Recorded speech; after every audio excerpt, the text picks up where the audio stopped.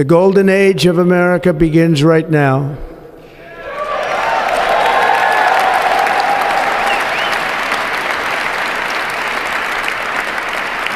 Our once great cities have become unlivable, unsanitary nightmares, surrendered to the homeless, the drug addicted, and the violent and dangerously deranged. When I'm back in the White House, we will use every tool, lever, and authority to get the homeless off our streets. Under my strategy, working with states, we will ban urban camping. Violators of these bans will be arrested, but they will be given the option to accept treatment and services if they're willing to be rehabilitated. This is how I will end the scourge of homelessness and make our cities clean and safe and beautiful once again. We will do it. We will bring back America. Thank you. And our top story this afternoon is the U.S. Supreme Court's decision to side with Grants Pass, ruling that cities can in fact enforce bans on homeless people sleeping outside. It wound up being a 6-3 decision by the justices, with the outcome split down ideological lines. The majority said that laws regulating camping on public property do not violate the U.S. Constitution's ban on cruel and unusual punishment. It's a ruling that's expected to impact cities all across the U.S. Well, plans are emerging to build a sizable new homeless shelter in Salt Lake City. News specialist Brian Carlson is there live for us. Brian, now go ahead and just walk us through these plans for this new homeless campus. You bet, Tamara. So this campus is going in right next to I-215. You've got 15 acres back here that the state plans to acquire to build Utah's new homeless campus. The center expected to come here will bus people in off the street, give them the place to stay, and provide services on site. One of our purposes is to get people out of the shelter as soon as possible, but not before we've helped them address the challenges that they're facing. Hundreds of billions of dollars is flowing into our country. We've never seen anything even close.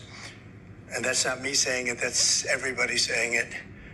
And it's going to be something really, really very special. Maybe even more importantly, factories for AI and for cars and for lots of other things are being built in this country or planned to be built very shortly. They'll be starting. And where they need great amounts of energy, like for AI, and we're leading AI by a lot.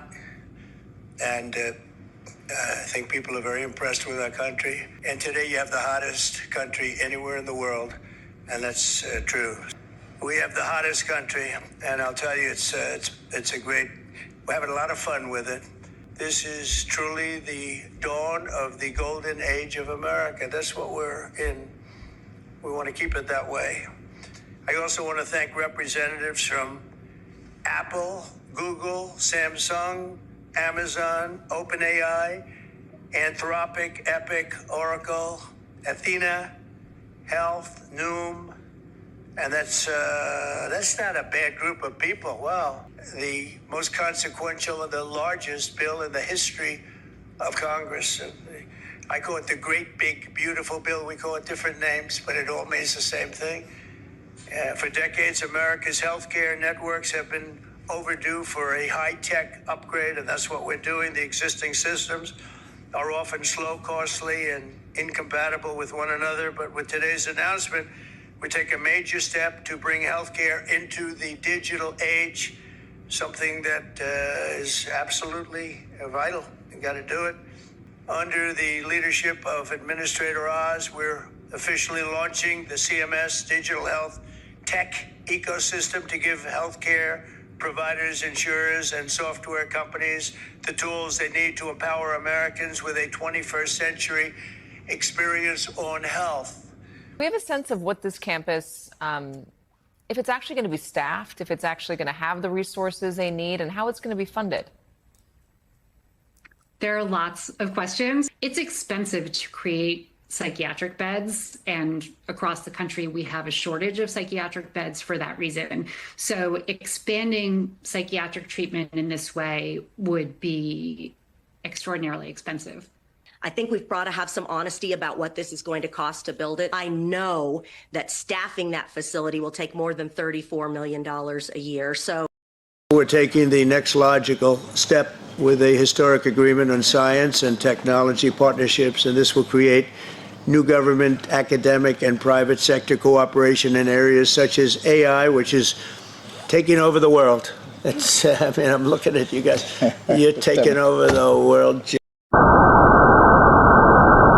Imagine walking into a prison where the guard watching you isn't a person at all, but a machine. It doesn't blink. It doesn't get tired. It doesn't care if you beg, cry, or plead. Its glassy eyes scan your face. Its sensors measure your heartbeat, and its processors judge whether you're calm or a threat. This isn't a scene from a sci-fi blockbuster. Across the United States, the groundwork is quietly being laid. And to understand how this future might unfold, we have to start with the cold, hard math behind the American prison industry. Running a prison isn't cheap. Every correctional officer comes with a salary, healthcare costs, retirement benefits, overtime pay, and the constant risk of burnout or injury on the job. AI offers a tempting solution: tireless machines that never ask for a paycheck, never call in sick, and never complain about dangerous assignments. The promise is efficiency: robots monitoring cell blocks, scanning visitors, and logging every move without rest.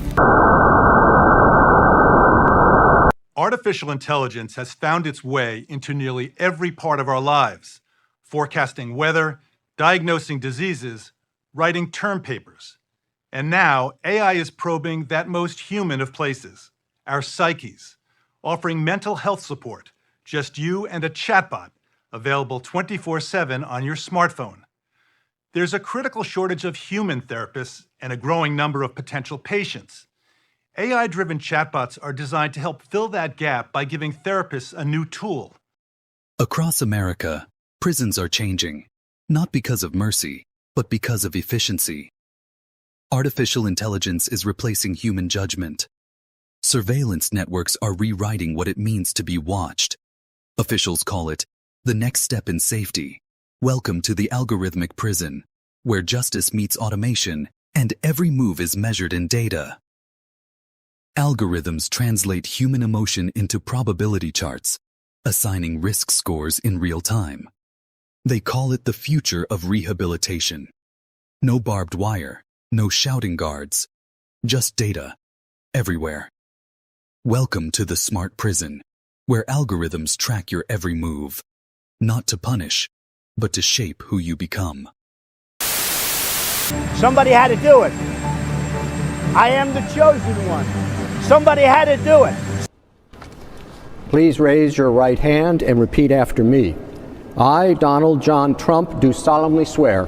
I, Donald John Trump, do solemnly swear that I will faithfully execute that I will faithfully execute the office of President of the United States the office of President of the United States and will, to the best of my ability, and will to the best of my ability.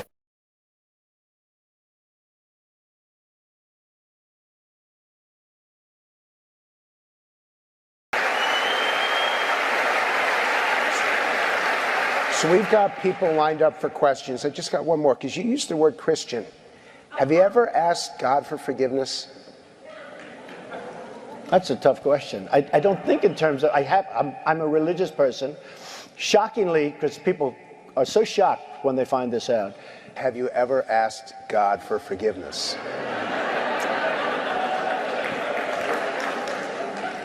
I'm not sure I have. I just go and try and do a better job from there. I don't think so.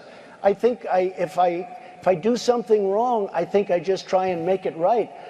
I don't bring God into that picture. I don't. Now, when I take, when we go in church and when I drink my little wine, which is about the only wine I drink, and have my little cracker, I guess that's a form of asking for forgiveness. And I do that as often as possible because I feel cleansed, okay? But, to me, that's important. I do that. But in terms of officially, I could say absolutely, and everybody...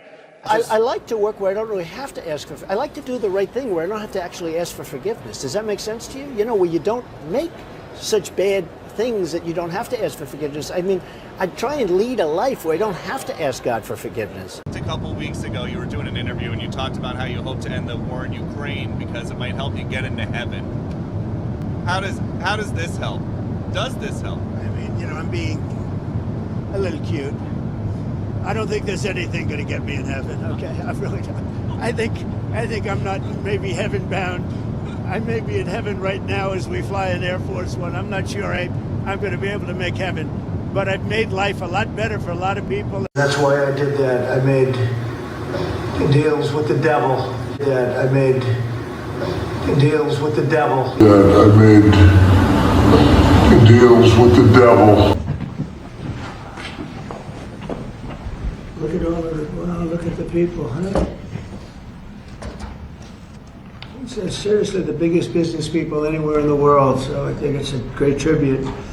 Whatever they're teaching you well, right? Thank you very much. You're welcome to the White House as we celebrate Diwali, because they said there has to be a very heavy emphasis on the V, Diwali, the beautiful Hindu festival of lights, and that's what it is. It's a great festival and it's amazing people. In a few moments we'll light the Diya as a symbol of faith in the victory of light over darkness. It's a beautiful term, light over darkness. That's what it's all about. It's knowledge over ignorance and good over evil.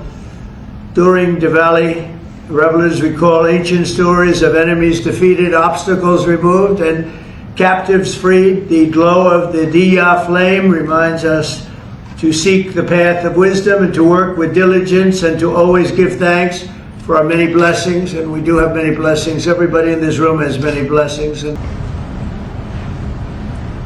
would you like to come to light? yeah, if you want.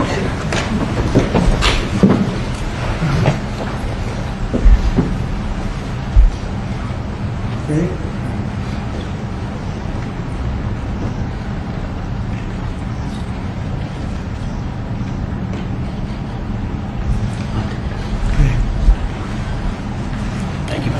Thank you all. Thank you.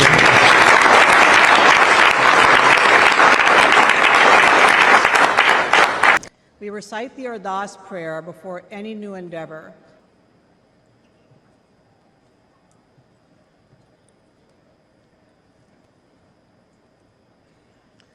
Tu Thakur सगल समगरी तुमरे सूतर धारी तुम ते होए सो आज्ञाकारी नानक दास सदा कुर्बानी. Dear Waheguru, our one true God, please bless our people with wisdom as they vote in the upcoming election. Finally, we thank you for the Chardi Kala spirit that we have witnessed in President Trump. Nanak Naam Chardi Kala Tere Bane Sarbata Pala. May your name forever be exalted, spreading happiness and blessings and good spirit, that everyone may prosper and enjoy the grace of your peace. Thank you.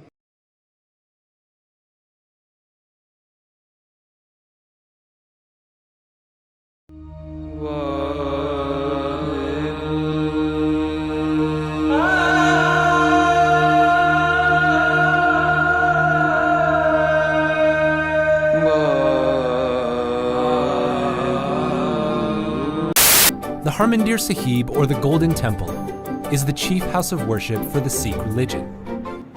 And millions of Sikhs travel to the temple every month on pilgrimage. Surrounded by a pool of holy water, the temple was founded in 1574. No matter a visitor's reason for going to the Golden Temple, they will surely be impressed.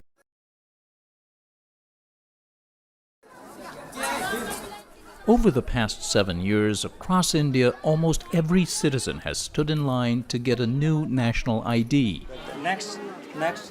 It's a 12-digit number backed by biometric security, a headshot plus fingerprints plus an iris scan. It is the most exhaustive head count by a country in history. A revolutionary change that gave a digital identity to each and every person, without any discrimination of caste, creed, class, or of being rich or poor. And again, Christians, get out and vote just this time. You won't have to do it anymore. 4 more years, you know what? It'll be fixed, it'll be fine. You won't have to vote anymore, my beautiful Christians. I love you, Christians. I'm a Christian. I'm a Christian. I'm a Christian. I love you. Get out. You gotta get out. Israel thanks Donald Trump for Gaza ceasefire. Israelis compare Trump to ancient Persian ruler Cyrus the Great.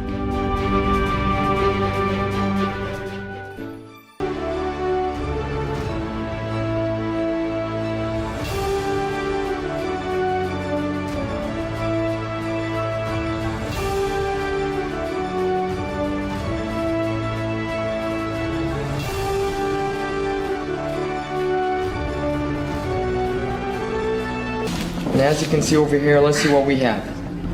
Okay, first of all, we have over here in Hebrew, Lemalot Shivim Shana, to fulfill 70 years. The original verse, to fulfill 70 years, is when the Jews went out to exile, to the Babylonian exile. They were there for 70 years. And after 70 years, King Cyrus said, God, the Lord of the world, gave me permission to let you, the Jews, come back to the land of Israel. And look what he said. And he charged me to build him a house in Jerusalem. That happened about 2,500 years ago. And now, 70 years for the state of Israel, something happened again. One of the biggest leaders of the world, again, President Donald Trump, and here we see the seal of America. He again recognized Jerusalem as the capital of Israel, of the state of Israel, the people of Israel. And he also built a house in Jerusalem. But we don't want only the embassy. We hope, just as King Cyrus pushed us, the Jewish people, to rebuild the temple, we hope all the 70 nations and President Donald Trump, after he recognized Jerusalem as the spiritual, holy capital of the land of Israel, of the state of Israel, he will help us, the Jewish people, rebuild the third temple. And that's why we have the seal of America, the original Persian Empire. Can I ask, you said earlier that some of the temple is ready to be built in a prefab state. Is that true? Do you have part of the temple already built? Pieces of the temple, like this blocks itself, can be just transferred exactly like the model we see over here, 15 times bigger than this, and the temple can be built. Yes, this is the place that will unite the whole world. And yes, the Jewish people have the power to unite the whole world. It's not us, not just the Jewish people, but as long as we are talking the words of Hashem, that's what Hashem is. Hashem Echad, Hashem is the one which can unite everybody. Messiah will be the judge. You believe the Mashiach ben David is coming to Mashiach this ben temple? David is very soon, and he is a Jew, and he is not Jesus. And if the Christians want to hold it, they can hold it. And Mashiach ben David would potentially be the Messiah that would rule over this unity, this one world unity. Eventually, the leader of the world will be a king, not a political king, but a spiritual king that will help all of us understand together what we are supposed to be doing in this world. This has been our goal from Israel's first day. It was here that our temple stood, our kings ruled, our prophets preached. Jerusalem has been the focus of our hopes, our dreams, our prayers for 3 millennia. In Jerusalem, King Solomon built our temple, which stood for many centuries. In Jerusalem, Jewish exiles from Babylon rebuilt the temple, which stood for many more centuries. In Jerusalem, the Maccabees rededicated that temple and restored Jewish sovereignty in this land. And it was here in Jerusalem, some 2,000 years later, that the soldiers of Israel spoke 3 immortal words, Har Habayit Be'adenu. The Temple Mount is in our hands. The Temple Mount is in our hands. Is in our hands. We'll all see the building of the third temple in Jerusalem very soon. And we honor our President Trump for what he has done for Jerusalem and for the Jewish people. Listen to this army explain their wishes and ambitions. And one day our true leader will come and we'll be united as a whole Jewish nation so we can rebuild the Beit HaMikdash.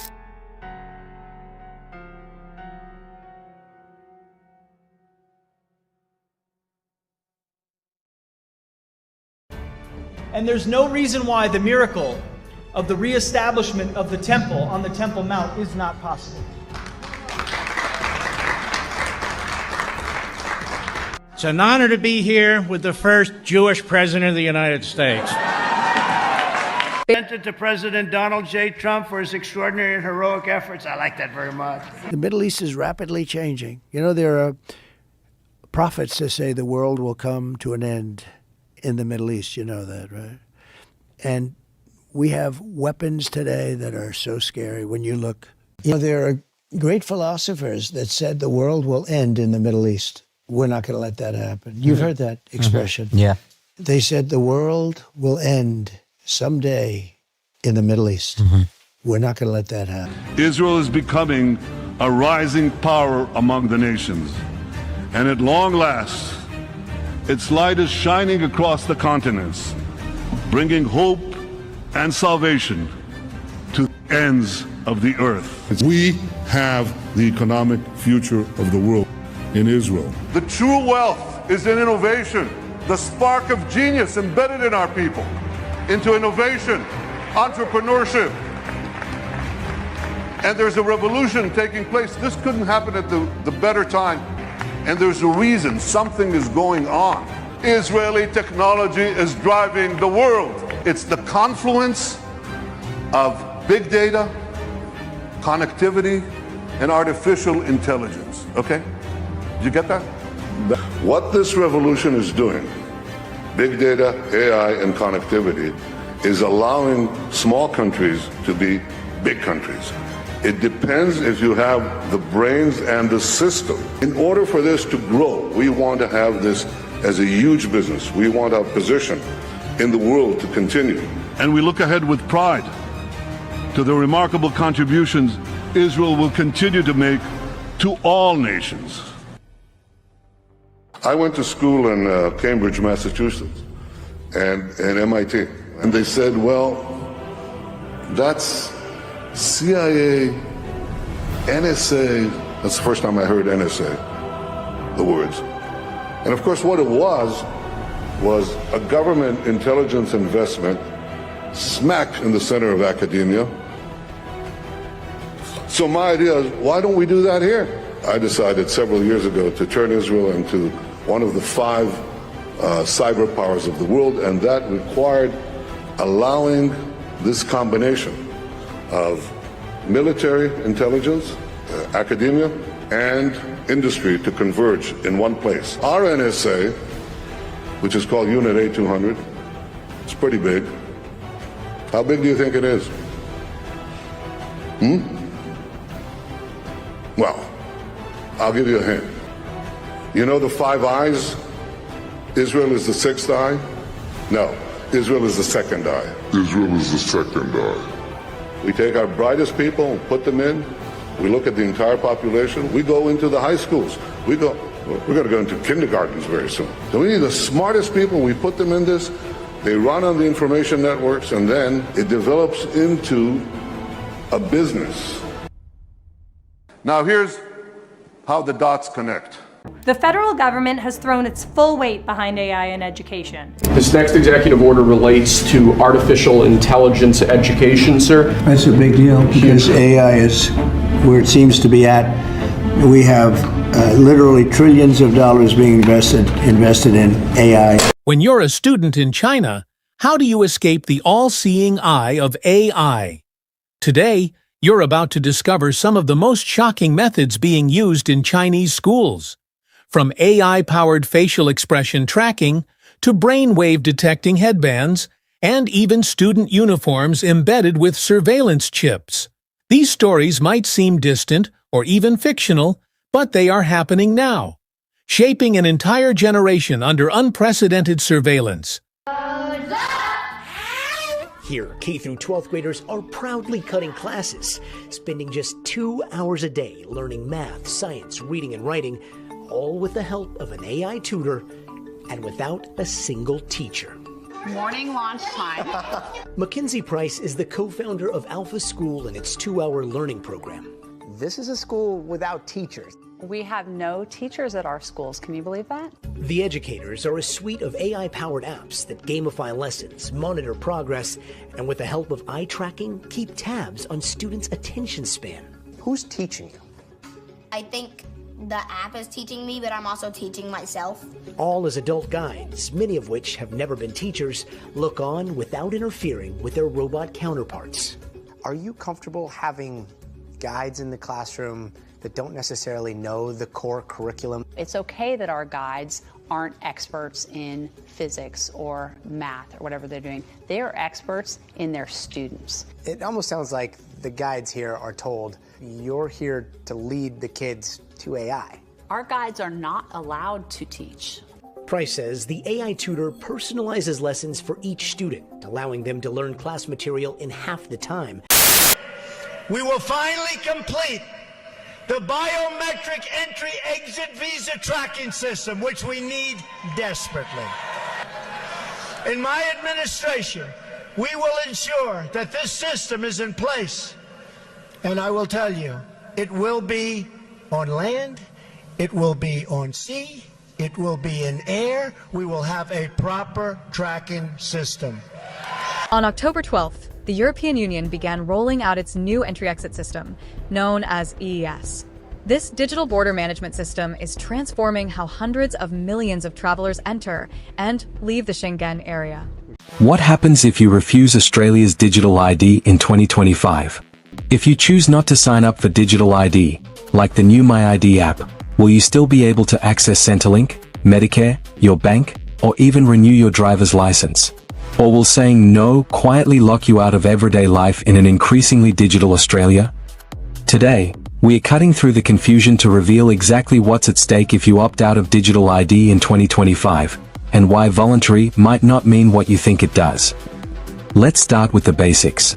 Digital ID is a secure, government-backed system that lets you prove who you are online without handing over physical documents. Instead of emailing a scan of your passport or waiting in line at a service center, you use an app like MyID to verify your identity instantly. Now, the government insists this is all voluntary, for individuals, at least. There's no law that says you must download MyID or link your identity to the national system. You can still, in theory, use your physical driver's license, passport, or birth certificate to prove who you are. But theory and reality are two very different things. Because while you won't face fines or legal penalties for refusing digital ID, you will face consequences, subtle, systemic, and increasingly unavoidable. First, there's access. As more services migrate to digital ID-only portals, the traditional options are quietly being scaled back. Why? Because maintaining two parallel systems, one digital, one analog, is expensive and inefficient. Government-imposed digital ID. There's a coordinated global policy push for digital IDs. One of the main reasons for this coordinated global push to develop digital IDs is because it's deemed essential to the entire Sustainable Development Agenda. It's also known as Agenda 2030. Europe's digital transformation by 2030. Governments, banks, and tech companies around the world envision a future where every person has a digital ID, living in a society where everything is digitized, monitored, and managed. Once you have the digital money system, then there's all sorts of services and applications that can be built on top of that. Yeah. People are pushing in a very obvious and very specific direction. They want digital currency, centralized digital currency that they control, and they want to get everybody on a social credit score system. They'll probably connect it to some sort of a vaccine app. Digital ID is the end of democracy as we know it, and an irreversible step into a dystopian future.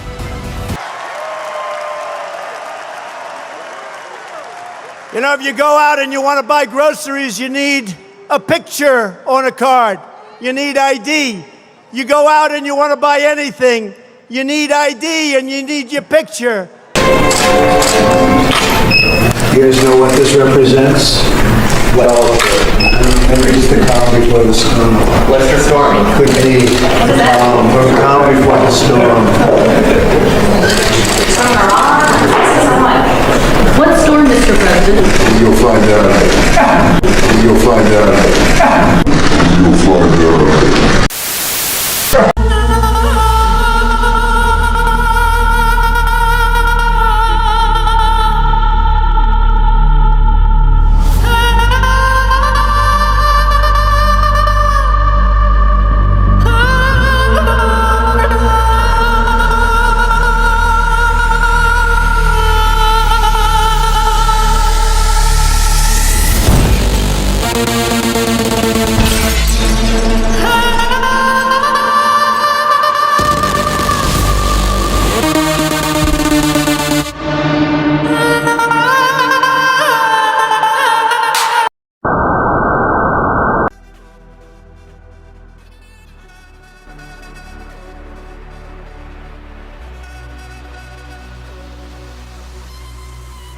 In reality, it is a man's true destiny, which is always within himself. Explore your future. Explore your future. Explore your future.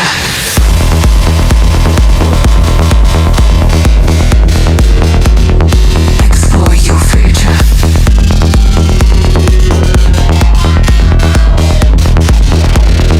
Explore your future. Freedom. A new world order for the 21st century. The Trump administration is reinstalling a Confederate statue that was toppled during the Black Lives Matter protests in 2020. The bronze statue depicts Albert Pike, a Confederate general and leader of the Freemasons. The statue of Confederate General Albert Pike is standing once again near Judiciary Square. The National Park Service says the restoration is in part because of President Trump's executive order to, quote, beautify the district. The 11-foot statue is the only outdoor sculpture in the district honoring a Confederate general. Protesters toppled the Confederate statue 5 years ago.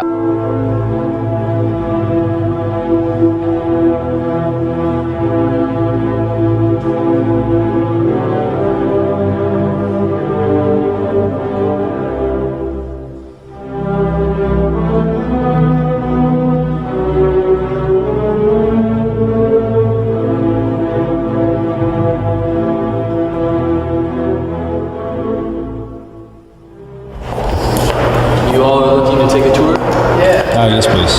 Okay. Are any of you Masons? No. Tour takes about an hour and it's $8 a person. So here we are in the Grand Lodge of Scottish Rite of Freemasonry here in Washington, D.C. We are inside the building right now. Going to take a little bit of a tour, check out some of the scenery in here. This is Albert Pike. He was our Grand Commander from 1859 till 1891 when he died in office. The reason why he's so significant is because he rewrote the rituals of Masonry and he rewrote the code book, Morals and Dogma. We have his body downstairs.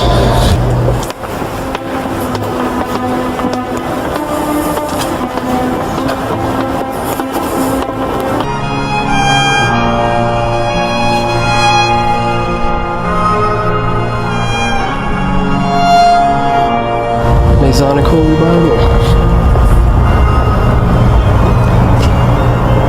When was this built? The building? 1911. It was started and it was finished in 1915. This was the architect's first major building. He went on to do the National Archives, National Gallery of Art, and the Jefferson Memorial. The snakes represent chaos, and the further up you go in the windows, the more light they let in, symbolizing enlightenment. So, in the beginning, you just have to be open to the concept of there being a God. But as you work your way up the ranks and you gain enlightenment, I asked him, what is the symbolism of the serpent? He said that's all about order out of chaos. The serpents represent chaos. And that is the motto of Freemasonry, really, is order out of chaos. This is precisely how they can gain their control. And the reason why there's a Bible, a Quran, and a Torah on the altar here is because you don't have to believe in Jesus Christ. You can be any religion, just so long as you believe in God and be a Mason. These are just the holy books our leaders pray to. I remember reading online that this building is based off of a Roman It's Mausoleum of Halicarnassus. It's one of the 7 wonders of the ancient world. Okay. It's the tomb of the emperor, the king Halicarnassus. And on either side of our pillars of charity are our crypts. So Mr. Pike is buried 6 feet behind here. Mr. Pike was moved here in 1944. We were fighting World War II at the time, so there was no mayor of Washington, D.C. So we had to ask the U.S. Congress if we could move his body across state lines. So it took an act of Congress to bring Mr. Pike here. As they told us over and over again, Masonry is about finding the light, and Albert Pike, which he clearly is highly revered, tells us in his book, Morals and Dogma, that the light bearer is Lucifer. 13 blocks from the White House, there stands a monument, the Albert Pike Monument. Who was Albert Pike? He's been called the epitome of a true American leader. He was a Civil War general, a prominent Washington, D.C. lawyer, a journalist, and a social reformer. Albert Pike was also Grand Commander of the Scottish Rite Freemasons in America.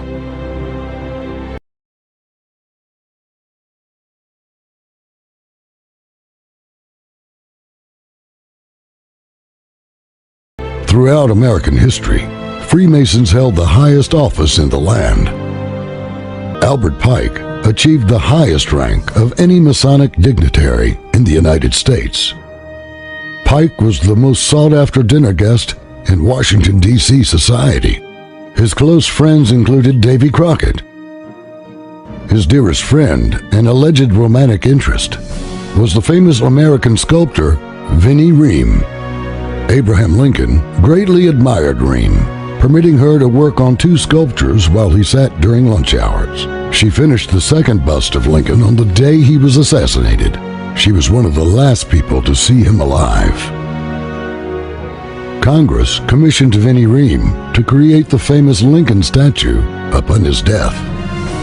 She also did a bust of her beloved friend, Albert Pike. April 9th, 1898. The United States Congress authorized the placement of the Albert Pike Monument in Washington, D.C. To this very day, Pike holds the distinction of being the only Confederate general with a statue on federal property. But there is something rather unique about the monument honoring Albert Pike. The general is holding a book in his hand. It's called Morals and Dogma. The book, written by Pike, is considered to be the Bible of the Scottish Rite Freemasons. Only those men who obtained the highest degree in Masonry were awarded this secret book. What follows are the actual quotes found inside the book, in the hand of Brigadier General Albert Pike, in a monument that stands in Washington, D.C., 13 blocks from the White House. Masonry is a search after light. That search leads us directly back to the Kabbalah. All Masonic associations owe Kabbalah their secrets and their symbols. One is filled with admiration on penetrating into the sanctuary of the Kabbalah, at seeing a doctrine so logical, so simple, and at the same time, so absolute. The Zohar, the key of the holy books, opens up all the depths and lights, all of the obscurities of the ancient mythologies and of the sciences. All religions have issued from Kabbalah and returned to it. Hidden symbols in plain sight, secret chambers beneath ancient lodges, forbidden Hebrew manuscripts passed through shadowy initiations. Today, we decode the mystical language that links medieval Jewish mystics to the fraternal order that shaped Western civilization.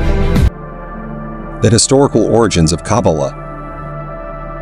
While mystical traditions existed in Judaism from ancient times, what we recognize as Kabbalah began to take definitive form in medieval Europe. The Sefer Yetzirah, Book of Formation, one of the earliest Kabbalistic texts, likely dates from between the 2nd and 6th centuries CE, but Kabbalah's most influential development occurred in 12th and 13th century Spain and southern France.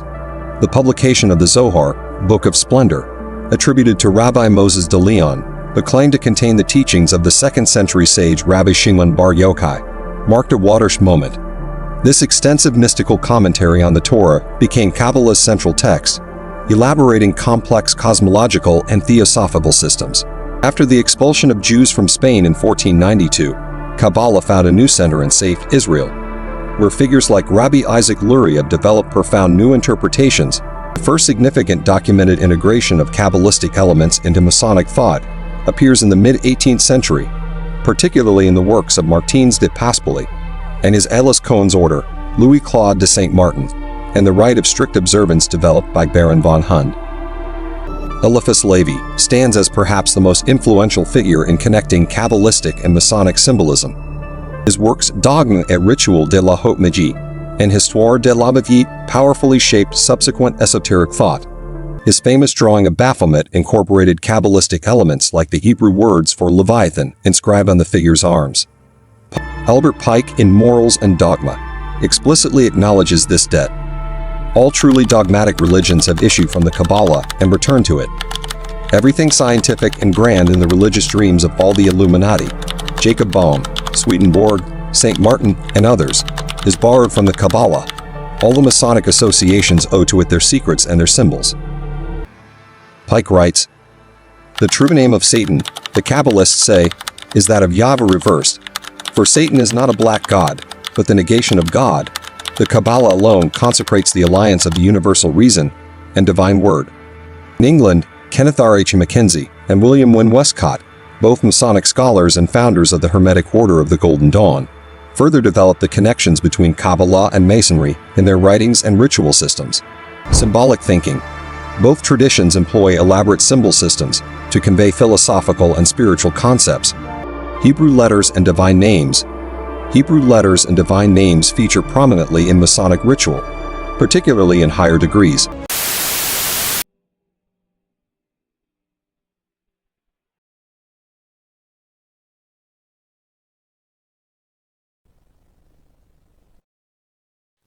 "2017 was a momentous year for Freemasonry, as we marked 300 years since the founding of the world's first Grand Lodge here in London.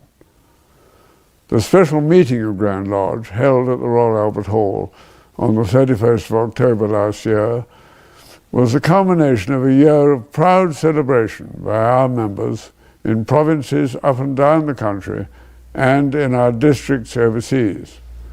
The wonderful stage of the Royal Albert Hall allowed us to present a dramatic and musical representation of our values and our history, which we hope properly recognized the contribution of those first founding lodges in 1717 and showed how their legacy is cherished and continued to this day. We all derived great satisfaction and enjoyment from our order, as well as being challenged and inspired by the moral lessons it imbues. I hope that as you watch this recording of the show, you will share in that sense of pride, wonder, and enjoyment communicated by those who took part. The United Grand Lodge of England is delighted to welcome to the Royal Albert Hall today the most worshipful Grand Master and brethren from the following Grand Lodges. The Grand Lodge of India, the Grand Lodge of Russia, the Grand Lodge of the State of Israel, the Grand Lodge of China, the Grand Lodge of Virginia,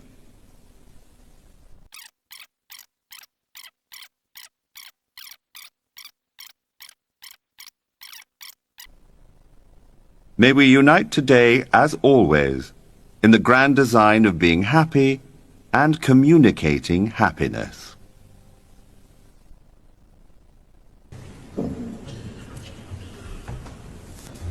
To order, brethren!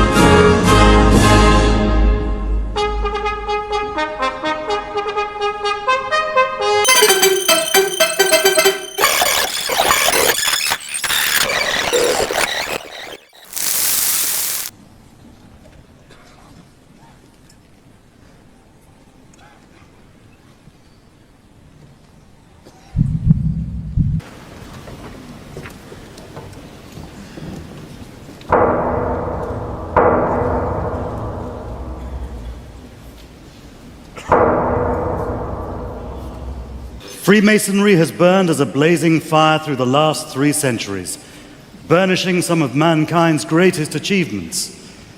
It has illuminated and inspired some of the most treasured works of literature, music, and art. It has pushed philosophers to dream beyond horizons. It has guided visionaries to found new nations. Its grand principles are there for all to see. Many have concluded that Freemasonry's own description of itself is the best. A peculiar system of morality veiled in allegory and illustrated by symbols. Today, we celebrate Freemasonry, its past, present, and future.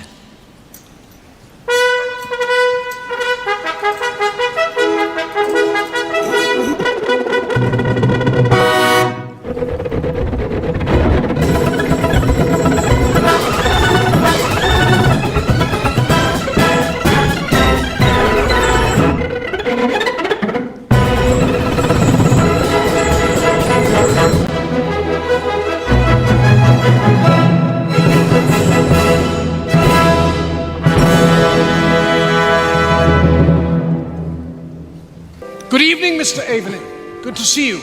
Are you well this night? Very well, although I'll admit to being a little nervous. You know this man, Hiram? I certainly do, Mr. Lamble. This is Mr. Avening, our candidate for initiation this evening. Then I bid you welcome, sir, on this especially momentous evening.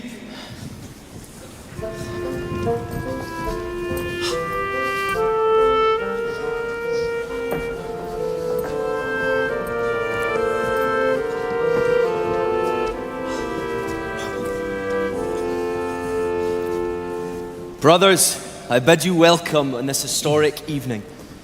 Our nation is being torn apart by political and religious violence, and so we must unite in our beliefs and take courage from our faith. It is our duty to stand together and prove that unity is stronger than division. Indeed, on this notable date, our 4 lodges shall come together to form one. This union will form a refuge for our brothers from the discord we see about us, and will prove hopeful to those in need and darkness. We must safeguard and treasure this united lodge in order that brothers continue to meet as equals.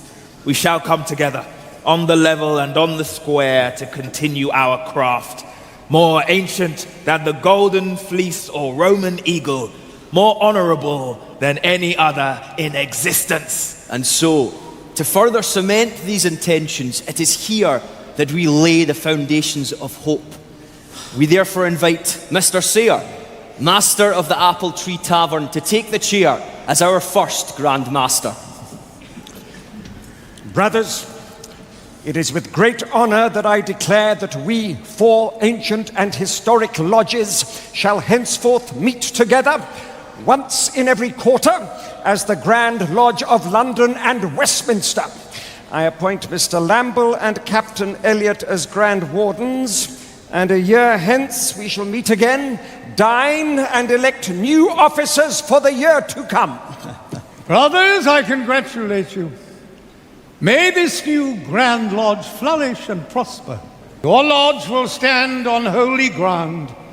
Together you shall spread light to future generations.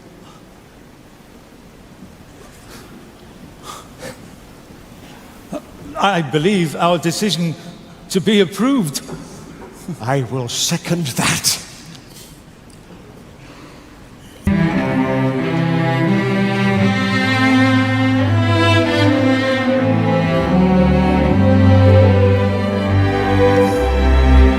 I hold that to be self-evident, Brother Franklin. All men are created equal. Indeed, Brother Washington. All Freemasons meet as equals, and we have an opportunity to create a nation in the very essence of Masonic morality. You know, I think it would be a great idea if we wore our Masonic regalia when we're putting in place the foundation stone for the Capitol building. Did you say regalia? Yes. Well, it would be wonderfully symbolic, don't you think? You'll be wanting to put the all-seeing eye on our banknotes next. The plans for our new capital city already have a very Masonic feel to them, yeah. And who's your friend? Oh, this is Mr. Aveney, our candidate for initiation into the order. I'm giving him a little introduction into some of our mysteries. Good evening, gentlemen. Oh, hey, what a privilege to be shown round by Hiram himself. Yes, I'm learning a great deal. And these two gentlemen are founding an entire nation built on our principles. We have great promises for our new nation. You know, I wonder if other presidents after me will also be Freemasons. Well, of course. I mean, And Freemasonry will become embedded in the American culture. And the eye will appear on the banknotes. Oh, God. As will your face. Oh, God. America will produce a great many great Americans from many different walks of life and many different fields, and many will be Masons. Sportsmen, actors, writers, soldiers, filmmakers, businessmen, inventors, astronauts. Man on the moon. Amazing. But don't forget the musicians. Do not forget the musicians. How could we forget music? Music is a vital part of America's cultural identity.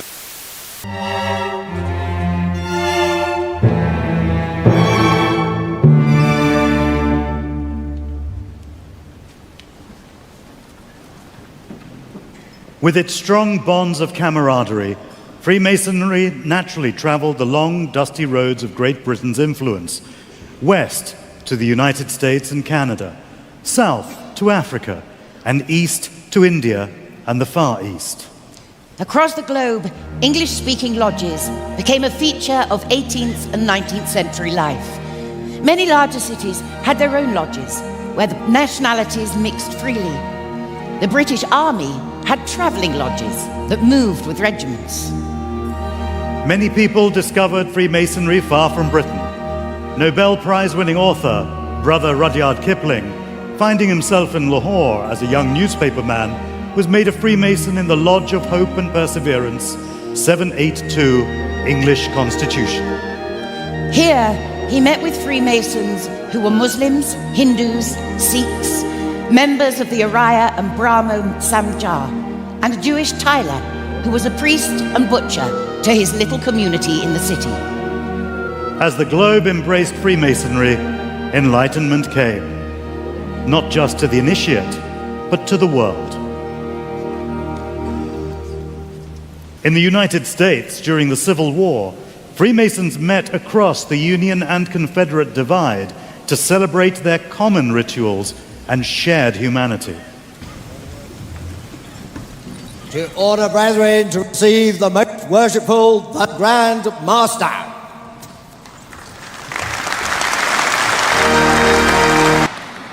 Brethren, in honor of our 300-year history, will you join me in singing a hymn about the transcendent and transformative power of building?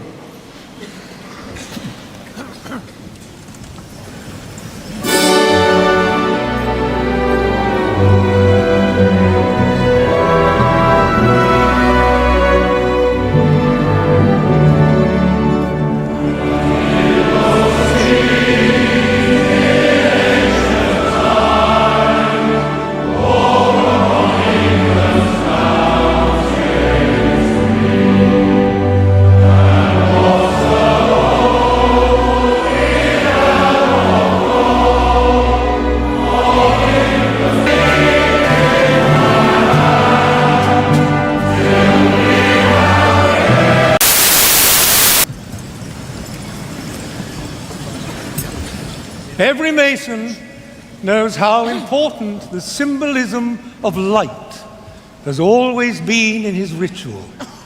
In their many ways, Freemasons have spent the last 300 years spreading their light.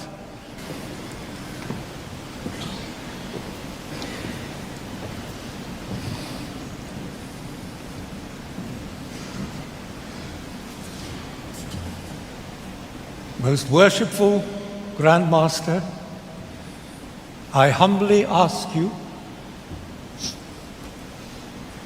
to complete the initiation of this worthy candidate for Freemasonry.